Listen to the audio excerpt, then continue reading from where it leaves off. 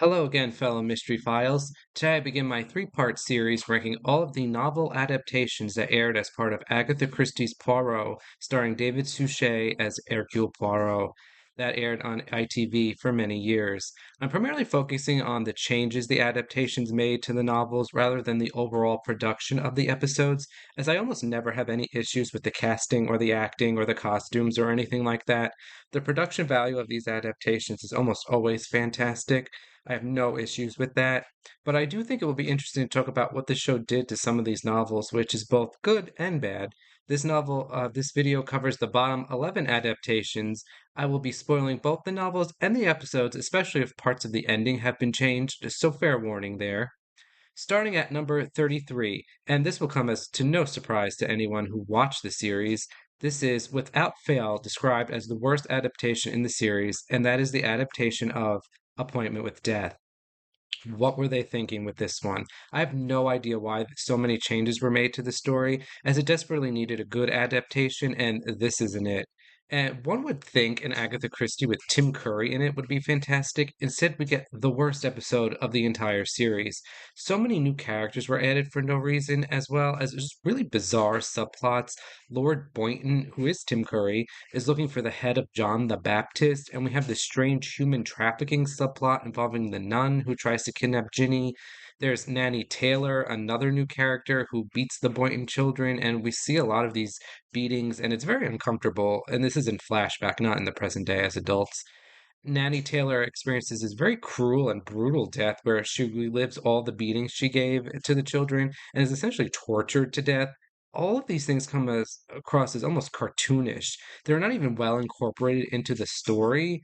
Then we have all the changes to the murder plot. Mrs. Boynton is still the victim, and Lady Westholm is still the murderer, although her character is totally different.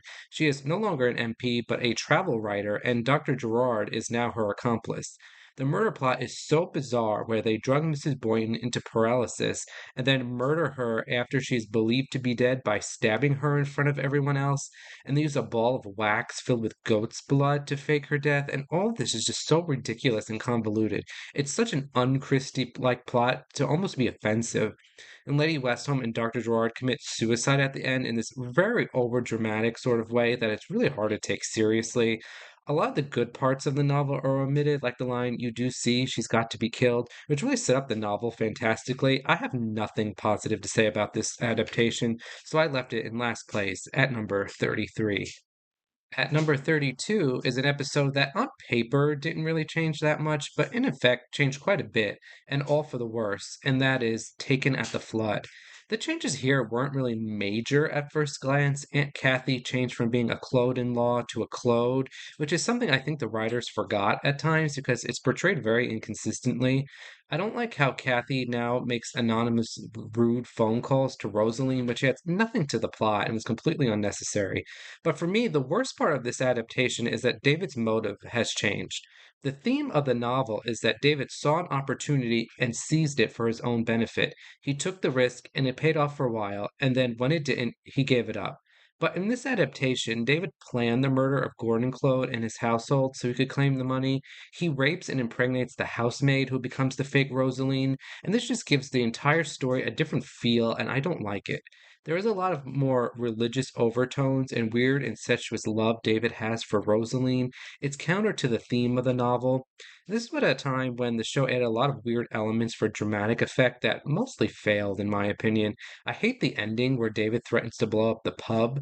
The one positive change for me is that Lynn does not end up with Raleigh like she does in the novel, and when compared to A Point with the Death, Taken at the Flood novel is still recognizable here, so it is a step above the worst, but not very good, so it's here at number 32.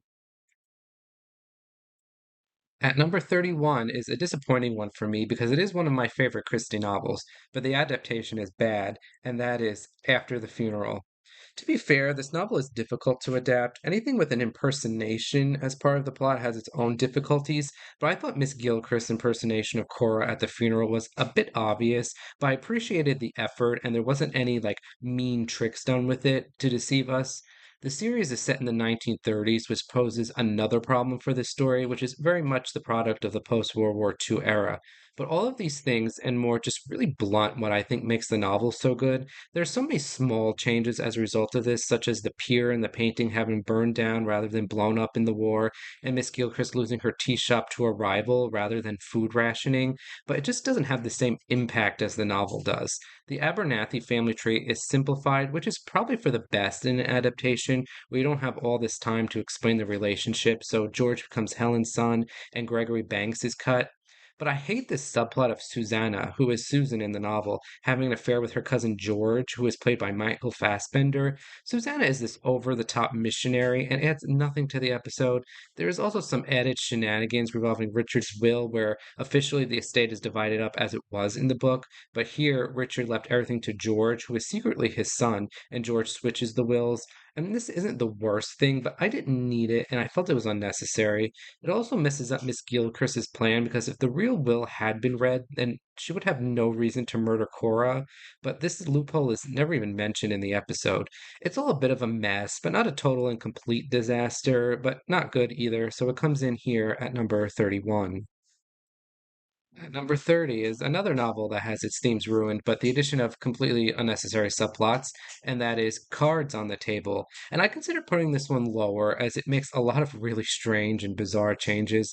However, I put it above After the Funeral because I think the key opening scenes are better, and those are, in my opinion, more important as they set the tone for the rest of the episode. But I absolutely hate what they did with this one. They messed with the overall premise of those four, and only those four could have killed Shaitana by making Superintendent Wheeler a suspect.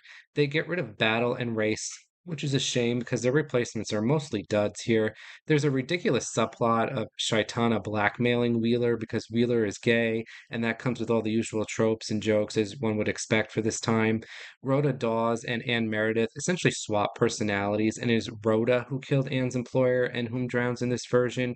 That's not really a big knock for me, except that it dramatically changes the ending. In the book, all but one of the four suspects has murdered in the past, but now we have two of the four who didn't commit murder, and a third in Mrs. Lorimer basically gets away with it.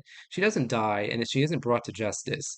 But I think there are some positives here. I don't like Shaitana's character in this one, where he basically admits to like committing suicide, where he sets up this whole dinner party because he wants someone to murder him.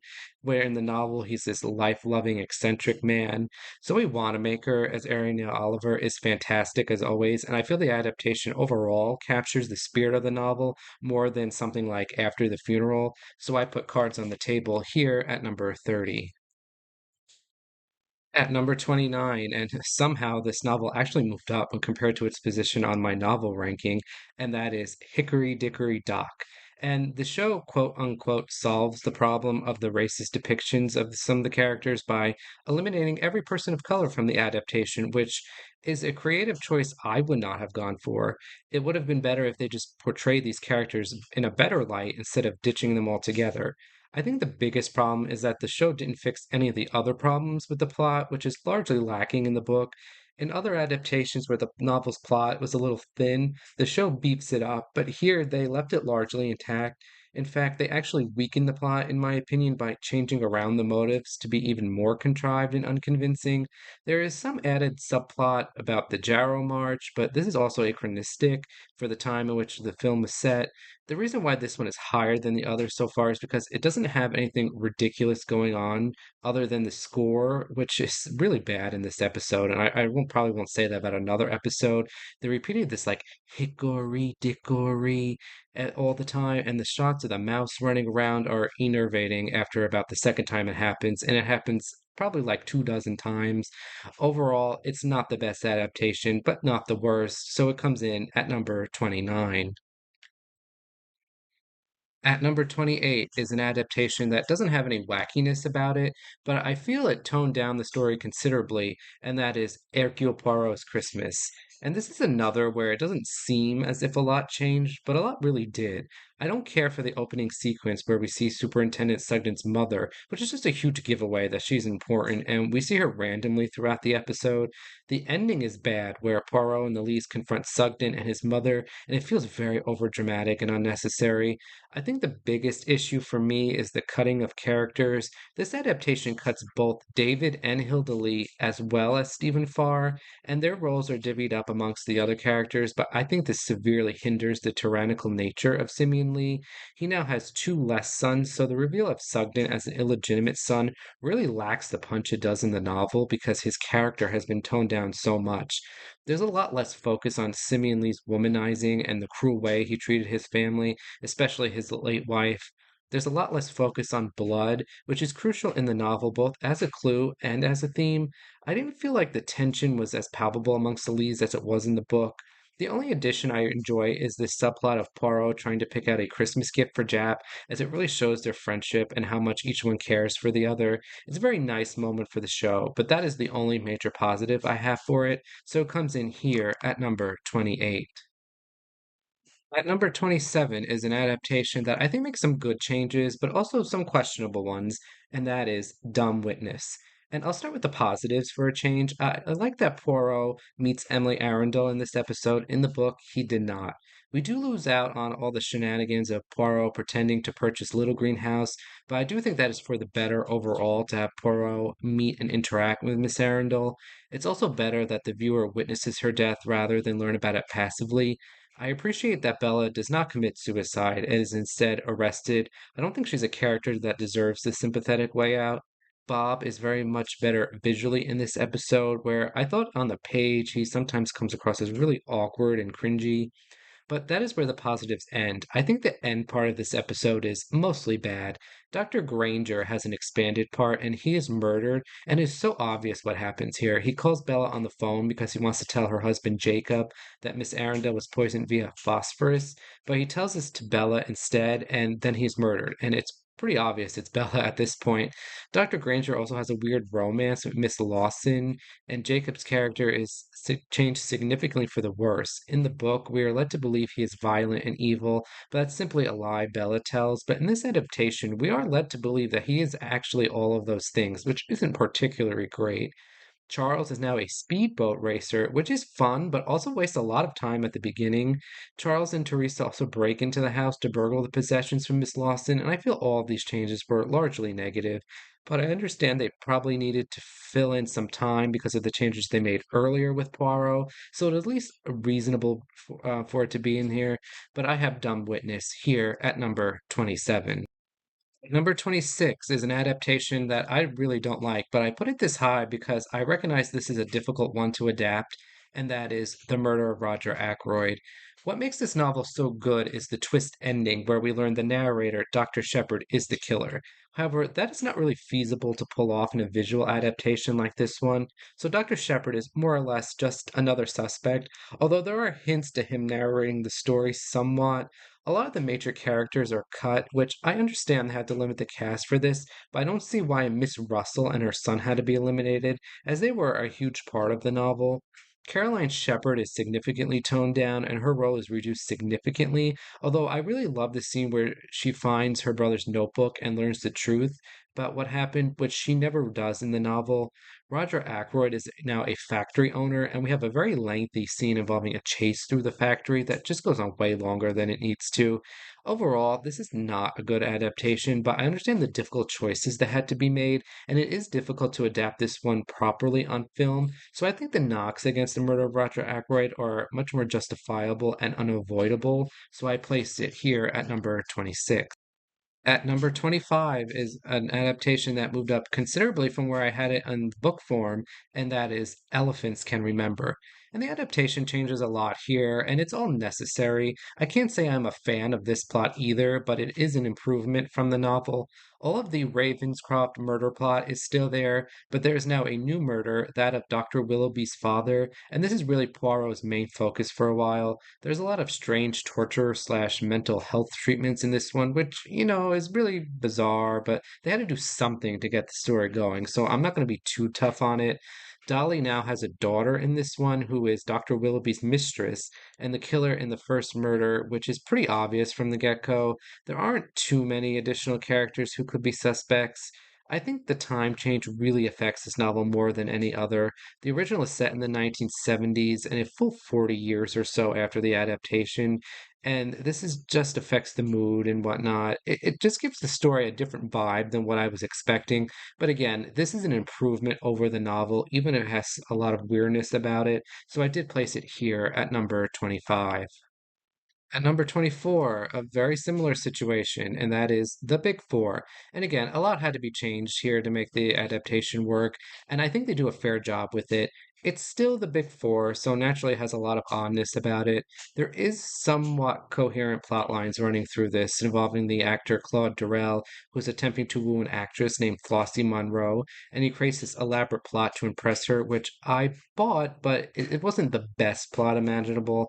There's a lot of focus on the chess game and the leg of mutton murders, which I liked as they were two of the better things about the novel. But I really appreciate how this novel served as a reunion for the main cast after many years apart.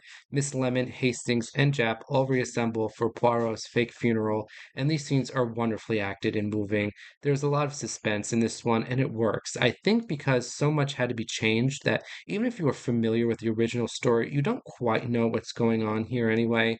I think this is probably the adaptation that most improved on the original work by Christie, but it's still the big four, so I really couldn't put it higher than here at number 20. Now for number 23, the final adaptation for this video, I placed Murder in Mesopotamia. And this has similar, though not as fully stated problems as the murder of Roger Ackroyd. Nurse Leatherin, who is the narrator in the book, is delegated to really just a very minor character here. It doesn't really hurt the story any, but it's just something that feels off. Hastings has been inserted into the episode, and it's fine. His presence doesn't really change much for me, but he does take over a lot of what Amy Leatherin did in the novel. I enjoyed the little subplot where Poirot is trying to meet up with Vera Rossikov. I also don't mind that they cut a few of those generic archaeologist characters who were difficult to keep track of and didn't really stand out. My biggest issue with this one is there's a lot more focus on Mr. Mercado's drug addiction, and he actually winds up murdering someone and then committing suicide, which is something I didn't need, and it didn't really add much to the episode. But other than that, I think this was a solid adaptation. It could have used a little bit more refinement and more smoothness, but I think it's fairly decent, so I placed it here at number 23. That concludes this video. Make sure you subscribe to the channel, like this video, and leave a comment below. Next time, I will continue on with my ranking of every Poirot novel adaptation with the middle part of the list. Thank you for watching, and until next time, Mystery Files.